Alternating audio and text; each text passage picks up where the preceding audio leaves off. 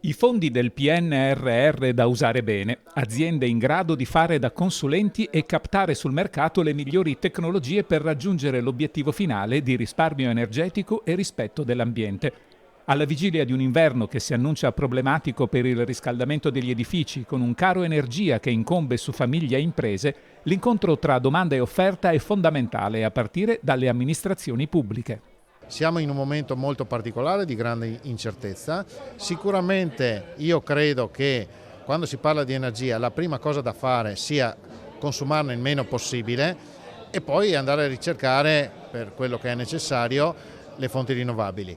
Però la base di tutto è consumarne il meno possibile. È fondamentale conoscere nuove tecnologie che ovviamente sulla base anche della ricerca ci aiuteranno a far fronte a questa grossa problematica.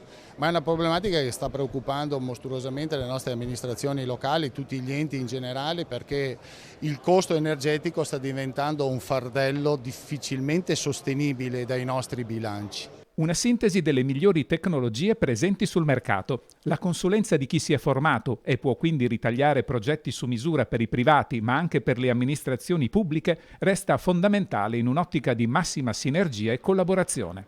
Vorremmo fosse un simposio tra produttore, la filiera distributiva e il cliente finale e lo specialista, il professionista che lo va ad installare. Sarà un confronto qui come ogni anno, ma soprattutto quest'anno siamo molto sensibili, presenteremo prodotti innovativi legati al risparmio energetico, al trattamento dell'acqua, al trattamento dell'aria